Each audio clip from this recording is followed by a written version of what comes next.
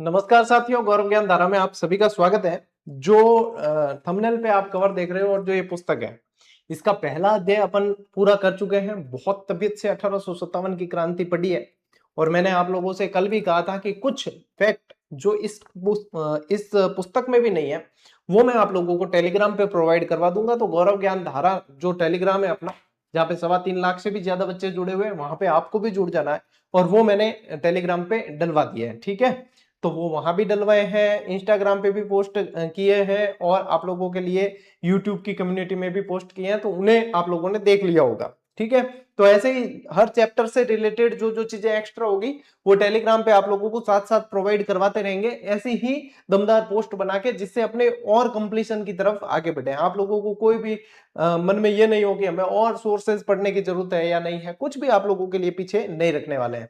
अब आज इसी पुस्तक का आज दूसरा चैप्टर अपन पढ़ने वाले हैं, जिसका नाम है राजस्थान के क्रांतिकारी। क्या नाम है? राजस्थान के क्रांतिकारी। बहुत सारे सवाल इसमें से ऐसे के ऐसे बने हैं और आने वाले समय में भी बनेंगे। अपना टारगेट यही है, अपना उद्देश्य यही है कि इसको बहुत तबीयत से पढ़ा जाए इन किताबों को, और जो भय का माहौल बनता है ना कि यहाँ मूल पुस्तकों से आ रहा है ये वो फलाना ढीमका, तो वो पूरी तरीके से अपन उसको नेस्तनाबूद करें, है ना। तो ये इसके लिए अपन ने कक्षा 10 की किताब को पूरी पढ़ चुके हैं अपन, और कक्षा 9 का ये दूसरा चैप्टर अपन शुरू कर रहे हैं। 9 और 10 की मुख्य किताब है, छठी 7वीं 8वीं में तो कोई ज्यादा समय भी नहीं लगता और उसमें से सवाल भी कम आते हैं। सबसे ज्यादा सवाल आते हैं कक्षा 9 और 10 की किताब में से। ठीक है, चलो टाबरो शुरू करेंगे आज की क्लास। ओके, चलिए शुरू करते हैं। लीजिए, पहली ही स्लाइड आप लोगों के लिए ये रही। ठीक है, देखिए सबसे पहले क्या है, राजस्थान के क्रांतिकारी और साम्राज्य विरोधी चेतना। देखिए सबसे पहले इसकी पृष्ठभूमि और ब्रिटिश शासन का विरोध पढ़ते हैं।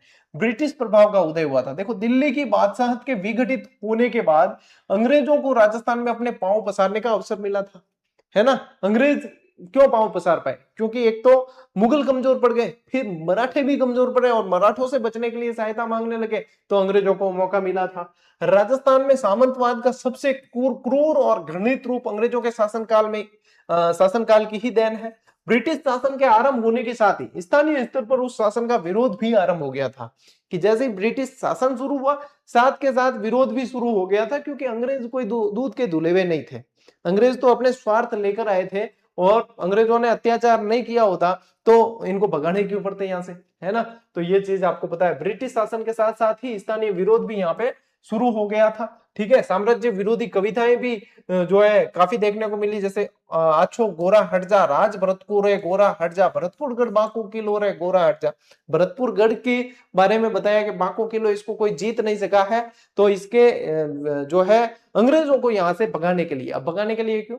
होलकर ने यहाँ शरण ली थी और होलकर को अंग्रेज मांग रहे थे, उसके उपलक्ष्य में ये कविता लिखी गई थी। ये ऐसे की ऐसे आप लोगों के पंक्तियां इस पुस्तक में दे रखी है, ठीक है, जो मैंने यहाँ पे भी ले ली है। अब देखिए भरतपुर का संबंध क्या है। इस दौर की अनेक साम्राज्यवादी कविताओं का सीधा संबंध भरतपुर रियासत से है। मराठा सरदार होलकर ने अंग्रेजों से बचकर भरतपुर में शरण ली थी। ध्यान रखना, होलकर ने यहाँ पे शरण ली थी, अंग्रेज यहाँ से मांग रहे थे, तब उनको ये कविता मुंह तोड़ जवाब था। ठीक है, राजा रणजीत सिंह का साहस देखिए कि भरतपुर के राजा रणजीत सिंह ने अंग्रेजों से संधि होने के बावजूद मराठा सरदार होलकर को अंग्रेजों के हवाले करने से साफ इनकार कर दिया। जबकि संधि हो रखी थी भरतपुर की तो अंग्रेजों के साथ, फिर भी मना कर दिया था कि भाई साहब यहाँ पे शरण लिए, इसको नहीं देंगे। इस बात से नाराज होकर अंग्रेजों ने भरतपुर रियासत पर सैन्य हमला किया था। ठीक है, तो क्या ध्यान रखोगे, मराठा सरदार होलकर ने भरतपुर में शरण ली, होलकर को सौंपने से रणजीत सिंह ने मना कर दिया, तो अंग्रेजों से सैन्य जो है हमला कर दिया था, इसका सामना करना पड़ा। और इसके उपलक्ष्य में यहाँ पे जो है ये कविताएं देखने को मिलती है कि भैया हट जा गोरा हट जा रे पाछो, यानी कि अंग्रेजों को करेगा हट जा रे दुट तेरी, तो क्या कोई नहीं दिया जाएगा, यहाँ पे जो शरण ले ली उसको दिया नहीं जाएगा वापस। इस तरीके से दुत्कार कर अंग्रेजों को निकाला गया एक तरीके से। ठीक है, चलिए स्क्रीनशॉट लो।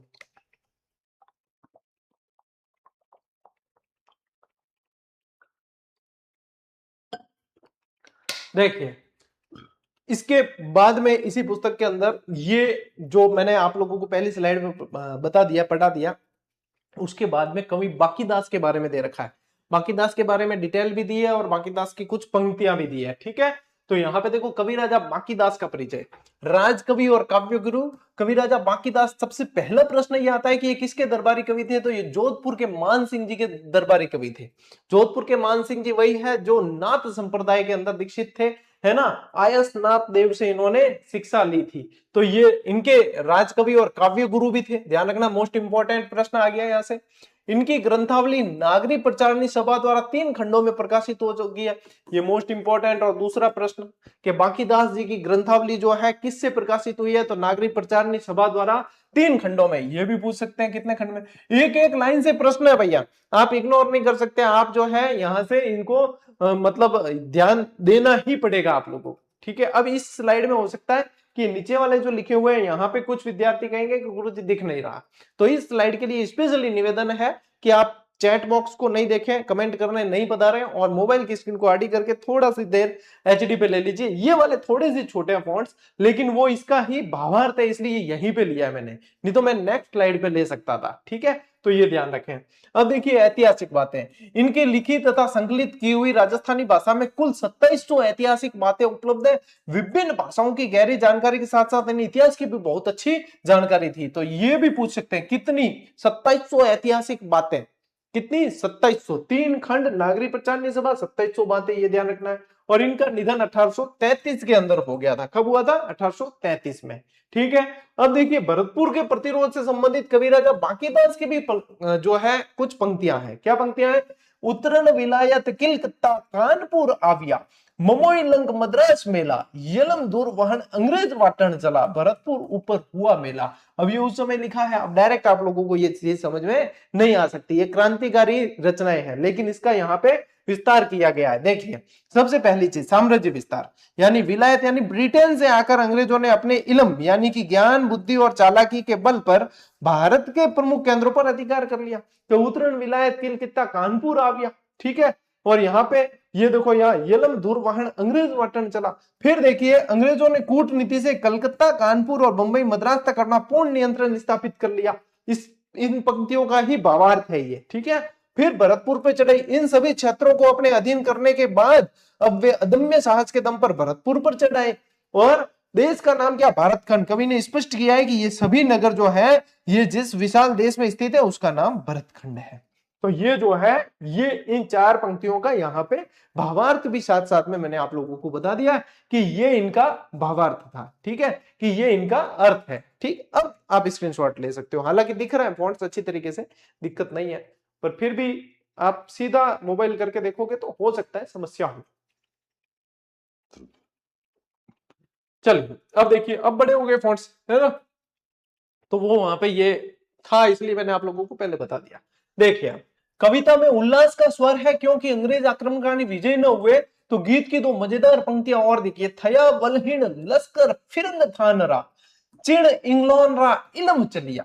ये पूरी बांकीदास जी की रचना शैली इस तरीके से रही है। अब इसका अर्थ क्या है कि फिरंगिस्तान यानी कि अंग्रेजों का स्थान, ठीक है।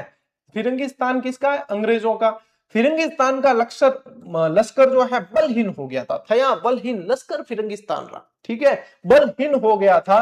चीन और यूनान से जो इल्म सीखा था, इल्म यानी बुद्धि तर्क कूटनीति, जो अंग्रेजों ने चीन और ईरान से सीखी वह व्यर्थ हो गया था। चीन इंग्लैंड रा इल्म चलिया, ठीक है, वह व्यर्थ हो चुका था।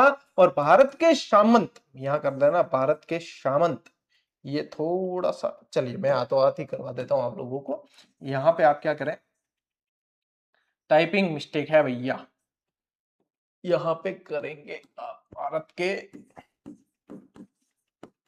सामंत। भारत के सामंत बिना लड़े ही अपनी भूमि शत्रु को सौंपते जाते हैं। इससे कवि बांकीदास बहुत दुखी थे और इन सामंतों में राजस्थान के सामंत सबसे आगे थे, ठीक है, तो इससे बहुत ज्यादा दुखी थे ये। अब देखो पंक्तियां क्या लिखी है, आयो अंग्रेज मुल्क रे ऊपर, अंग्रेज जो है अपने धरती पर चढ़ आया, मुल्क रे ऊपर आया है। आहंस लीदा खेची उरा, ठीक है, धनिया मरे न दीदी धरती धनिया उबो गई दरा, के धनिया मरे धरती नहीं दी है और यहाँ पे धनी खड़े हैं और धरती जा रही है। ये इनकी है। अब ये इनकी रचना है ना, इसके बारे में प्रश्न बन चुका है कि आयो अंग्रेज मुल्क रे ऊपर, ये रचना किसकी है, कवि बांकीदास की है ना। ये कह रहे हैं कि भाई अंग्रेज अब आ गया ऊपर, लेकिन पहले भी विदेशी आक्रांता आए थे, लेकिन लोगों ने कभी अपनी जमीन जो है इला न देनी, अपनी हालरिए उल रहा है, ये आप लोगों ने जो है सुन रखी है कविता। तो पहले नहीं दी थी लोगों ने, जो है जमीनें अपनी, मर जाते थे लेकिन देते नहीं। और आज धनी खड़े हैं, जमीनों के राजा खड़े हैं, और फिर भी अपनी जमीनें जो है वो अंग्रेजों को दे रहे हैं। यहाँ पे जो है,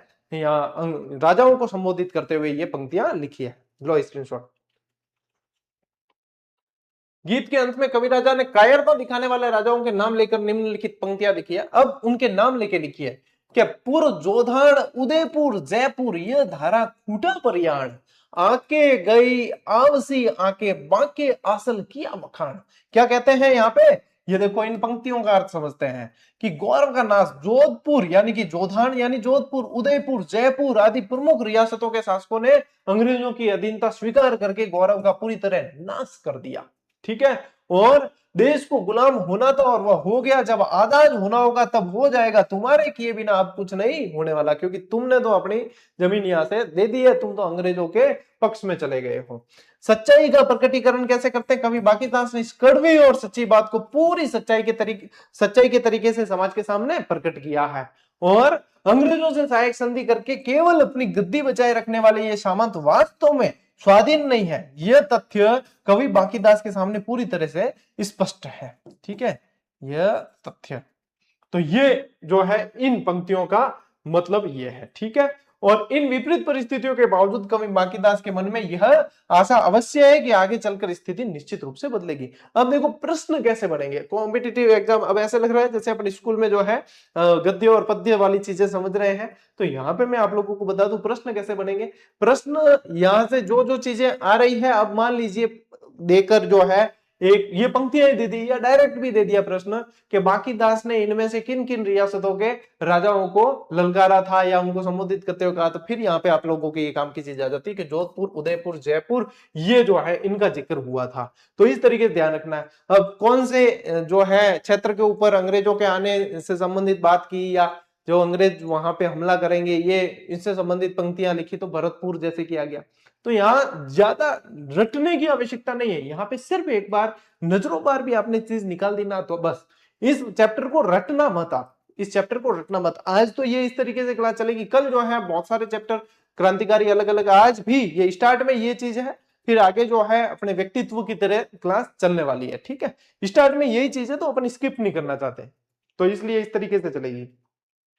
चलिए अब देखिए शेखावटी ब्रिगेड का गठन और डूंगजी का विद्रोह। अब यहां से जो है आप लोगों के रोचकता शुरू होने वाली है। सबसे पहले देखिए 1818 ईस्वी की संधि। राजस्थान स्वतंत्रता संग्राम काव्य के अनुसार अंग्रेजों ने संधि की, जिसका शेखावटी के लोगों ने विरोध किया और शेखावटी ब्रिगेड का जो है गठन होता है। इस विरोध को दबाने के लिए अंग्रेजों ने शेखावटी ब्रिगेड का गठन किया है। अब ये अंग्रेजों ने बनाई है। ठीक है, शेखावटी ब्रिगेड का गठन किसने किया है, अंग्रेजों ने किया है, ताकि शेखावटी के लोगों को दबाया जा सके। डूंगजी का विद्रोह होता है, इसमें 1834 की बात है, ये सन ध्यान में रखना। डूंगजी के नेतृत्व में इस ब्रिगेड के कुछ सैनिकों ने ब्रिटिश फौज के खिलाफ विद्रोह कर दिया। डूंगजी के नेतृत्व में ब्रिटिश फौज के खिलाफ विद्रोह कर दिया। डूंगजी और जवाहरजी दोनों का नाम साथ में पढ़ते हैं, आगे अपन डिटेल में डूंगजी और जवाहरजी के बारे में और भी पढ़ने वाले हैं। 1838 के अंदर देखिए अंग्रेजों ने डूंगजी को पकड़कर आगरे के किले में कैद करवा दिया। बाद में शाकू लोहार और वो जाएंगे, यहाँ पे लोठू जी और शाकू और बालू नाई और वो जाते हैं छुड़ाने के लिए, तो ये आगे अपन डिटेल में पढ़ने वाले हैं। तो डूंगजी और जवाहरजी याद रखना, यहाँ पे ये 1857 की क्रांति के रॉबिन हुड नेता थे एक तरीके से। ठीक है, लीजिए स्क्रीनशॉट लो। इन्होंने डूंगजी और जवाहरजी ने तो नसीराबाद छावनी को लूटकर और खजाना धनोप माता मंदिर में दान दे दिया था, ये भी ध्यान रखना है आपको। देखिए डूंगजी की रिहाई, जवाहरजी ने अपने साथियों के साथ आगरे के किले पर हमला करके डूंगजी को छुड़ाया और वहां से निकलकर उन्होंने नसीराबाद की छावनी पर आक्रमण किया और अंग्रेजों का खजाना लूट लिया। एक लाइन और लिख लेना आप कि इस लूटे हुए खजाने को धनोप माता के मंदिर में जो है दान दिया था। शाहपुरा के अंदर धनोप माता का मंदिर है, वहां पे इन्होंने ये खजाना दे दिया था। फिर साहित्यिक प्रभाव देखिए, समकालीन कवियों ने उनके शौर्य पर कविताएं लिखी और लोक में छावनी के नाम से प्रसिद्ध गाथाएं चलती है छावनी के नाम से, या भी छावली भी लिखा मिलेगा कई जगह, ठीक है, छावली या छावनी के नाम से प्रसिद्ध कविता चलती। छावनी रो नाम जद्दू गांव रे लोग, डूंग जीरो चौरिया अमर बड़े जस लोग, इस तरीके से पंक्तियां चलती है, ठीक है। और देखिए अंग्रेजों के खिलाफ इन वीरतापूर्ण कवियों ने रची गई लोक कविताएं राजस्थान की जनता में नव जागरण का माध्यम बनी है, ठीक है। तो ये भी आप लोगों को ध्यान रखना है। चलिए स्क्रीनशॉट लो, आगे बढ़ा। देखो क्रांति का स्वागत महाकवि सूर्यमल मिश्रण, और सूर्यमल मिश्रण के बारे में आप एक चीज पहले से लिखे, इन्हें राजस्थान के राज्य कवि के रूप में जाना जाता है, ठीक है। बूंदी से थे ये। आप लोगों के जैसे रीट आप दोगे ना, रीट मेंस, तो आप लोगों के प्रतीक चिन्ह है स्पेशल चैप्टर, तो उसके अंदर आपको राज्य कवि सूर्यमल मिश्रण के बारे में पढ़ना है। देखो भाई, क्रांति का स्वागत 1857 ईस्वी की क्रांति का स्वागत कवि सूर्यमल अथवा सूरजमल ने किया है। ऐतिहासिक दोहा है इनका, जो किस तरीके से, बीरम वर्षो बीथियो गण चौचंद गुणेश, बीर बिस हर तिथ गुरु जेठ बद, समय पलटती शीश। इसका अर्थ क्या है? तो इसका अर्थ यहाँ पे बिल्कुल सरल शब्दों में लिखा हुआ है। सबसे पहले तो समय का उल्लेख है। गद्यांश के अनुसार संवत 1914 है ना, संवत 1914 का वर्ष एक युग के समान लंबा होकर बीता है, और युद्ध का आरंभ जेठ बदी पांचम और गुरुवार के दिन सन 1857 को समय रूपी विस्तर नाग ने अंग्रेजों की देह में अपने जहरीले दांत गड़ाकर पलटा खाया। संभवतः जेठ बदी पंचमी ही वह दिन है जब युद्ध शुरू हुआ होगा। तो यहाँ पे मतलब एक तरीके से आप लोगों के लिए बहुत जबरदस्त प्रश्न है कि 1857 का युद्ध कब शुरू हुआ। तो जेठ बदी पांचम, ये तिथि के अनुसार पूछ सकते हैं। एक तो होती है सुदी और एक होती है बदी। सुदी यानी कि शुक्ल पक्ष, बदी यानी कि कृष्ण पक्ष। तो जेठ बदी पांचम गुरुवार के दिन, ये सूर्यमल मिश्रण के अनुसार है। मोस्ट इंपॉर्टेंट लगा देना, ऐसे हिडन प्रश्न ही वहां पे फिर चर्चा का विषय बनते हैं, ठीक है। और यहां से प्रश्न बनता हुआ नजर आ रहा है भैया, बन सकता है, स्क्रीनशॉट लो, आगे चलते हैं। देखिए अब भूतपूर्व प्रतिक्रिया, स्वाधीनता संग्राम शुरू होते ही कवि सूर्यमल मिश्रण की भावनात्मक प्रतिक्रिया इतिहास एकदम अनोखी है, ठीक है, ये हटा देना। इस घटना के बाद भी सूर्यमल लगातार दोहे लिखते रहे और जनता के संघर्ष के लिए निरंतर प्रेरणा देते रहे कि जैसे न मरो न डरियो रण में, धर्म धरती अरमान, जागो जागो हिंदू वरा अब आयो स्वधी मान, ठीक है। तो स्वाधीनता भान, ये जो है इन्होंने बहुत तरीके के दोहे लिखे। डाक टिकट इन पे जारी हुआ है, इनके सम्मान में भारत सरकार द्वारा 2 रुपए का डाक टिकट जारी किया गया है महाकवि सूर्यमल मिश्रण पर, और 1990 में जारी हुआ है। कब जारी हुआ है? 1990 के अंदर। ये ऐसा नहीं है, ये तो क्या है कि जनरेटेड है, एआई जनरेटेड है, लेकिन ओरिजिनल डाक टिकट आप लोगों को इसमें फोटो देखने को मिल जाता है। इसके अंदर फोटो दे भी रखा है इस पुस्तक के अंदर, मैंने ये इसीलिए पास में रखी है ताकि इसमें से कोई ओरिजिनल फोटो जो आप लोगों को दिखाने लायक आए ना, तो मैं हाथों हाथ ही आप लोगों को वह चीज बता सकता हूँ। ये देखो ओरिजिनल डाक टिकट दिया था, थोड़ा पढ़े बताऊंगे, देखो भाई ये है, हाँ यहां से दिखेगा, ठीक है, थोड़ा सा ब्लर दिख रहा है लेकिन दिख जाएगा। ये ओरिजिनल डाक टिकट है जो इनके ऊपर छपा है, ठीक है, जो इनके ऊपर निकाला गया है, तो दिखे, बराबर दिखे, ठीक है। चलो भाई आगे बढ़ते हैं। देखिए क्रांति का प्रभाव, सूर्यमल मिश्रण की उत्कृष्ट कृति वीर सत्सई, ये ज्यादातर जो है दोहे कहां देखने को मिलेंगे? वीर सत्सई। 2 प्रमुख रचनाएं हैं इनकी, वीर सत्सई और वंश भास्कर, ठीक है, 2 मुख्य रचनाएं हैं। वीर सत्सई के निर्माण के समय देश में 1857 के विद्रोह की ज्वाला भड़क रही थी, जिसका जो है काफी जो बड़े स्तर पर इन्होंने जो है स्फूर्तिदायक प्रभाव डाला है, ठीक है। तो ये आप लोगों को ध्यान रखना है, ठीक। फिर गुप्त लेखन, देखिए लोगों को प्रेरणा देने के लिए उन्होंने तत्कालीन परिस्थितियों के दबाव के कारण जो कुछ भी लिखा वो पोशीदा यानी कि गुप्त रूप में हुआ है। जो कुछ लिखियो पाहुशीदा जागे सुत सुत सुजान, ठीक है। इस तरीके से बहुमुखी भूमिका रही है इनकी। सूर्यमल केवल साहित्यकार ही नहीं बल्कि स्वाधीनता संग्राम के प्रभाव से प्रेरित होकर उनके राजनीतिक संगठनकर्ता भी थे। तो ये क्या है, ये इनमें से ज्यादा फैक्चुअल प्रश्न नहीं बनते, लेकिन एक बार नजर बाहर निकालना जरूरी है क्योंकि स्किप करके आगे अपन नहीं बढ़ सकते, इसीलिए इनकी भी रोचक स्लाइड्स बनाई है। चलो आगे बेटा। अब सामंतों की भूमिका और अउवा का युद्ध।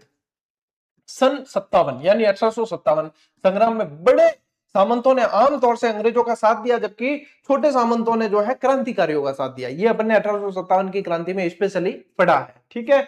देशी पलटनों का विद्रोही सैनिकों ने सामंतों को साथ लेकर अंग्रेजों से युद्ध किया और आउवा के युद्ध की ये विशेषता रही है खासकर, ठीक है ना, आउवा के युद्ध की विशेषता रही है।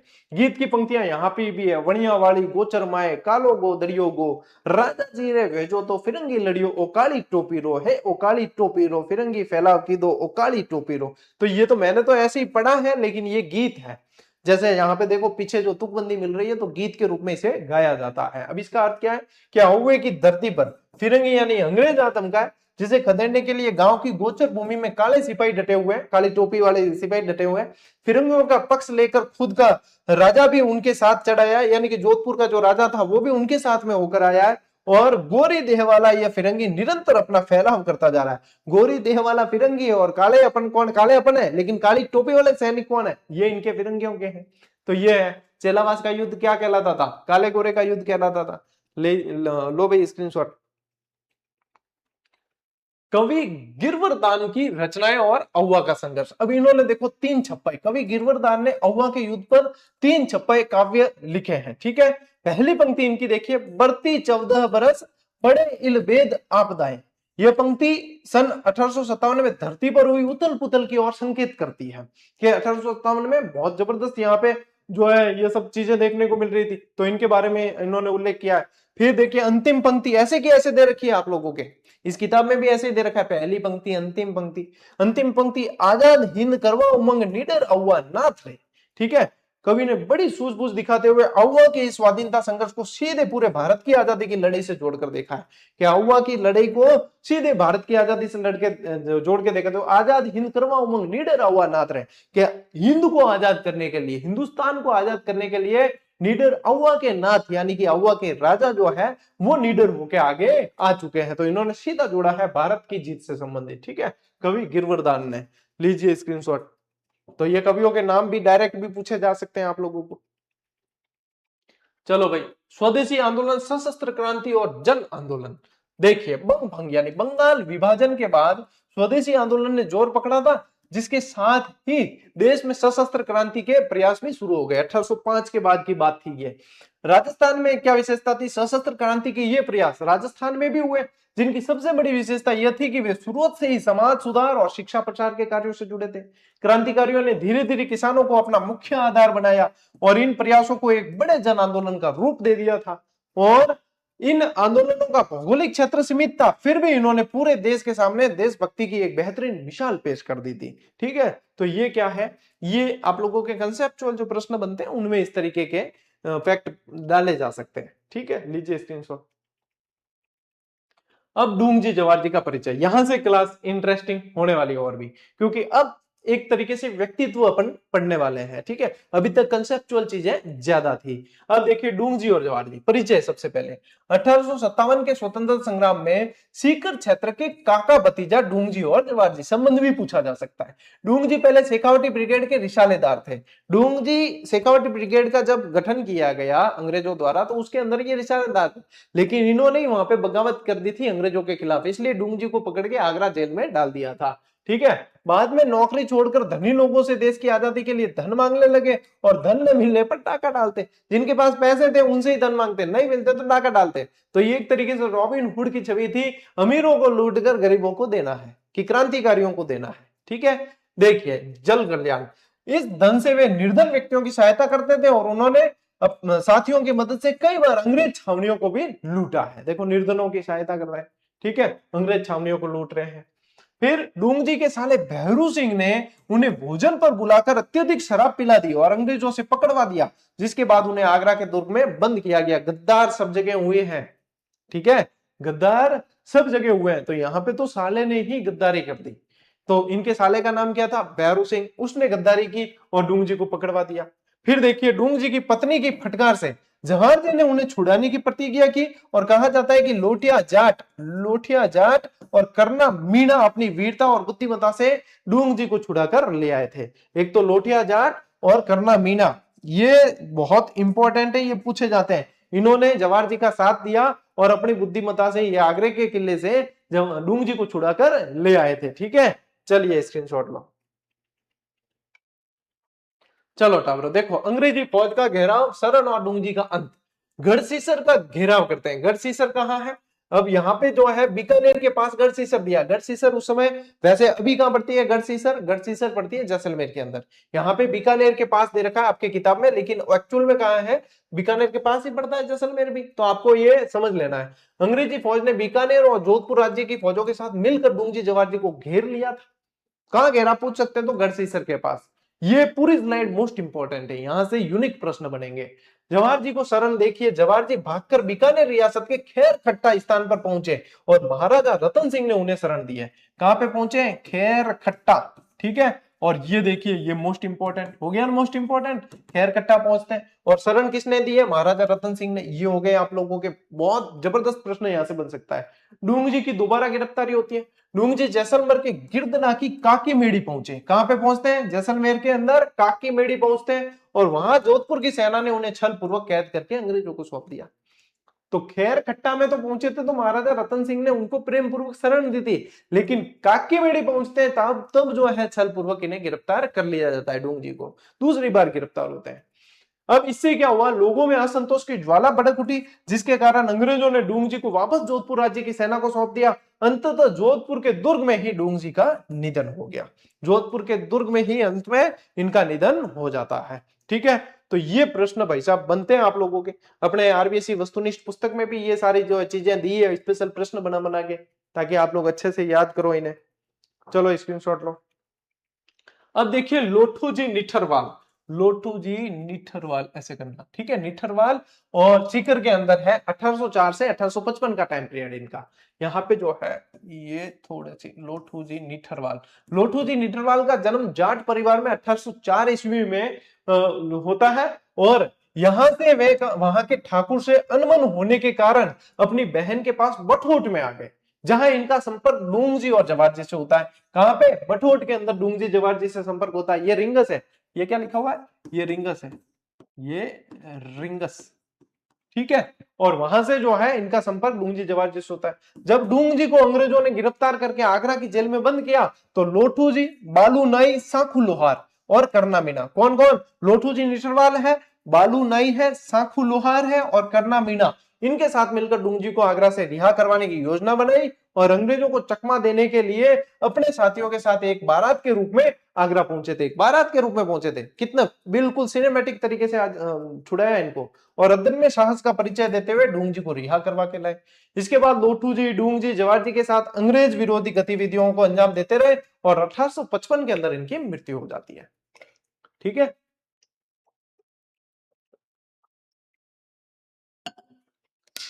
चलो भाई साहब, अमरचंद बाठिया राजस्थान की 1857 की क्रांति के भामाशाह के रूप में जाने जाते हैं, ठीक है। और सबसे पहले शहीद भी माने जाते हैं। 1857 की क्रांति के सबसे पहले शहीद भी माने जाते हैं। ग्वालियर के खजांची थे और वहां से की पूरी जो है संपदा इन्होंने तात्या टोपे और झांसी की रानी को दे दी थी, यानी कि क्रांतिकारियों को दे दी थी। इसलिए इन्हें 1857 की क्रांति के भामाशाह कहा जाता है, ठीक है। देखिए राजस्थान के प्रथम शहीद माने जाते हैं कि 1857 की क्रांति में राजस्थान की ओर से ये पहले शहीद होने वाले थे।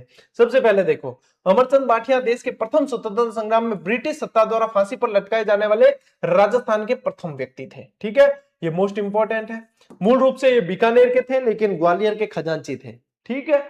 तात्या टोपे को सहयोग किया। देखिए वे मूल रूप से राजस्थान के निवासी थे लेकिन ग्वालियर में अपना व्यापार चलाते थे और उन्होंने आजादी की लड़ाई को चालू रखने के लिए अपनी पूरी धन संपदा तात्या टोपे को दे दी थी। तात्या टोपे और झांसी की रानी दोनों को, ठीक है। अब क्रांतिकारियों को आर्थिक सहायता देने की यही महान कुर्बानी बाद में अंग्रेजों द्वारा उनकी फांसी का मुख्य कारण बनी थी। और अमरचंद बाटिया थे कहां के? मूल रूप से बीकानेर के थे। कहां के थे? बीकानेर के थे। और ग्वालियर के खजांची थे, ये ध्यान रखेंगे आप। लीजिए स्क्रीनशॉट। अब देखिए विजय सिंह पथिक। राजस्थान में यदि किसान आंदोलन के जनक किसी को कहा जाता है तो वो विजय सिंह पथिक को कहा जाता है, ठीक है। अब देखिए भारत के प्रसिद्ध क्रांतिकारी भूप सिंह, इनका मूल नाम क्या था? भूप सिंह था, ठीक है।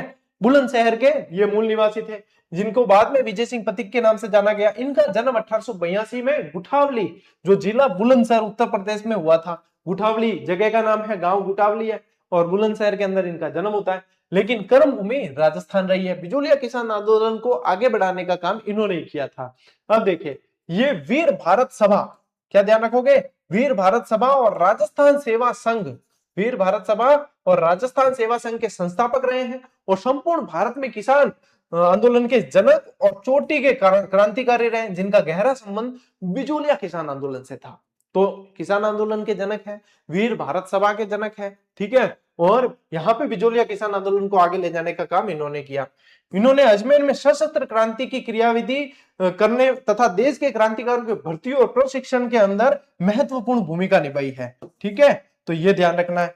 समाचार पत्रों और ये देखिए राजस्थान केसरी, नवीन राजस्थान, तरुण राजस्थान, इन सब समाचार पत्रों के माध्यम से जन जागृति फैलाने में अग्रणी भूमिका निभाई है। इसके अलावा इनकी एक और जो है पुस्तक, वो ध्यान रखना आप, व्हाट्स आर इंडियन स्टेट्स, ये भी इन्हीं की पुस्तक है, ठीक है, मोस्ट इंपॉर्टेंट है ये भी, ठीक है। चलिए, ऊपर माल रो डंको भी इन्होंने समाचार पत्र निकाला था, जिसे बाद में नगारची नाम से साधु सीताराम दास ने भी निकाला है, ठीक है, लीजिए स्क्रीनशॉट। देखिए आगे बढ़ते हैं, अर्जुनलाल सेठी से संबंधित, ठीक है, प्रसिद्ध स्वतंत्रता सेनानी रहे हैं ये, और इनकी जन्मभूमि जयपुर थी। राजस्थान में सशस्त्र क्रांति की जन जागृति को इन्होंने ही आगे लेके गए हैं। एक तरीके से इन्होंने क्या किया, क्रांतिकारी बनाने का काम किया है, इन्होंने क्रांतिकारी बनाने का काम किया। कैसे किया है देखिए, इन्होंने जयपुर में सन 1905 में जैन शिक्षा प्रचारक समिति की स्थापना की और उसके तहत वर्धमान विद्यालय क्या स्थापित किया, वर्धमान विद्यालय, वर्धमान छात्रावास और वर्धमान पुस्तकालय चलाए, जो क्रांतिकारियों के प्रशिक्षण केंद्र थे। यानी कि एक तरीके से ये वर्धमान विद्यालय और ये जो चीज है, ये क्रांतिकारी बनाने की फैक्ट्री थी एक तरीके से। जितने क्रांतिकारी आप पढ़ते हैं ना, अर्जुनलाल सेठी से ही प्रशिक्षित होकर निकले हैं सारे के सारे, ठीक है, तो ये ध्यान रखेंगे आप। देखो, प्रधानमंत्रित्व का त्याग किया था इन्होंने। जयपुर के तत्कालीन महाराजा सवाई माधो सिंह द्वितीय ने उन्हें राज्य के प्रधानमंत्री बनाने की पेशकश की थी। उन्होंने राष्ट्र प्रेम के कारण इसे ठुकराते हुए ऐतिहासिक कथन कहा कि अर्जुनलाल सेठी यदि नौकरी करेगा तो अंग्रेजों को भारत से बाहर कौन निकालेगा, ये कहा है अर्जुनलाल सेठी ने। तो इन्होंने जो है, ये चाहते तो प्रधानमंत्री बन के बढ़िया तरीके से जो है जीवन यापन कर सकते थे, लेकिन इन्होंने वहां पे इस चीज को ठुकराया है और इन्होंने कहा कि मैं अंग्रेजों को बाहर निकालने के लिए काम कर रहा हूं, प्रधानमंत्री बनने के लिए नहीं, ठीक है, लीजिए स्क्रीनशॉट। देखिए, भावी क्रांति की तैयारी, सेठी जी ने देश में आगामी क्रांति के लिए युवकों को तैयार किया। प्रसिद्ध क्रांतिकारी जोरावर सिंह, प्रताप सिंह, माणिकचंद, मोतीचंद और विष्णुदत्त आदि इन्हीं के विद्यालय से जुड़े थे। तो एक तरीके से देखो, मैं कह रहा हूं ना आप लोगों को, क्रांतिकारी बनाने की फैक्ट्री थी वर्धमान विद्यालय, वो सब यहीं से निकले हैं। जैसे क्रांतिकारी घटनाएं कौन सी, लॉर्ड हार्डिंग पर बम कांड है, आरा हत्याकांड है, काकोरी ट्रेन जो डकैती की थी, काकोरी ट्रेन डकैती जैसी बड़ी क्रांतिकारी गतिविधियों का संबंध इनसे रहा है, ठीक है। अजमेर में रहते हुए इन्होंने सूत्र मुक्ति, स्त्री मुक्ति और महेंद्र कुमार आदि प्रसिद्ध पुस्तकें लिखी। मोस्ट इंपॉर्टेंट कर देना, अक्सर पूछी जाती है। शूद्र मुक्ति, स्त्री मुक्ति और महेंद्र कुमार, ये इनकी प्रमुख रचनाएं हैं, ठीक है। और इन्होंने समाज में हिंदू मुस्लिम एकता स्थापित करने के लिए निरंतर सक्रिय प्रयास किए हैं। तो यहां से भी आप लोगों को ये चीजें समझ में आएगी। लॉर्ड हार्डिंग बम कांड, आरा हत्याकांड, काकोरी ट्रेन डकैती और ये शूद्र मुक्ति, स्त्री मुक्ति और महेंद्र कुमार इनकी पुस्तकें हैं। लीजिए स्क्रीनशॉट।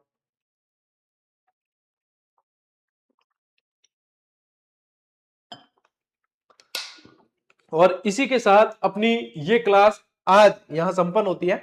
अब इस चैप्टर को अपन ने दो भागों में डिवाइड किया है। एक, आज अपन ने काफी सारे क्रांतिकारी पढ़े। पहले स्टार्ट में तो देखो कंसेप्चुअल क्लास चली है पूरी, जैसे कि कोई पद्यों का जो अपन कर रहे हो, भावार्थ कर रहे हो, इस तरीके से चली है। उसके बाद में फिर आए हैं व्यक्तित्व। अब जो है क्रांतिकारी मुख्य रूप से, अब अगली जो क्लास आ रही है उसमें सारे के सारे व्यक्तित्व ही पढ़ेंगे और इसी तरीके से आप लोगों को वे फैक्ट और वह प्रश्न मिलने वाले, वे कंसेप्ट मिलने वाले जो एग्जामिनर बार बार पूछता है आप लोगों को, ठीक है। मैंने कोशिश की है कि कम समय में आप लोगों को ये अच्छी जानकारी प्रोवाइड करवा दे। तो क्लास में नियमित रहो, डेली देखो, 8 बजते ही देखो, ताकि आप लोगों की नियमितता बने। मैं ये इसलिए नहीं कह रहा हूं कि 8 बजते ही आप जो है, मतलब इसके कहने का पीछे उद्देश्य पूरी तरीके से ये है कि एक नियमित समय जो होता है ना, वह शेड्यूल बनना बहुत जरूरी है। यदि आप इस नियमितता को अपने अंदर लाओगे तो यानी आप लक्ष्य के बहुत करीब पहुंच जाओगे। तो कभी भी कोई भी चीज होती है तो क्या होता है कि अपन रणनीति बना के काम करते हैं। तो रणनीति बना के काम करने के पीछे उद्देश्य यही होता है कि उस लक्ष्य को हासिल करना है। और लक्ष्य हासिल कब होगा, मैंने बार बार बताया, जब तक नियमित नहीं रहोगे तब तक लक्ष्य हासिल नहीं हो सकता। तो सबसे पहली चीज है अपने जीवन के अंदर कंटिन्यूटी लाइए। जब आपके जीवन में कंसिस्टेंसी और कंटिन्यूटी आ जाएगी तो लक्ष्य जो आपको जग मार के मिलना ही मिलना है, सफलता आपको मिलनी ही मिलनी है, फिर उसको कोई रोक नहीं सकता। इसलिए कहता हूं कि 8 बजे का टाइम जो प्राइम टाइम है अपना रिजर्व रखो कि भैया ये तो हमारी जीजीडी वाली क्लास के लिए ही है। ठीक है, तो बढ़िया तरीकों में पढ़ो, मौज करो, राज करो और आगे बढ़ो, ऊंचे चढ़ो। चलिए अपन मिलते हैं अगली क्लास में, अगले सेशन में। तब तक के लिए राम राम, जय हिंद।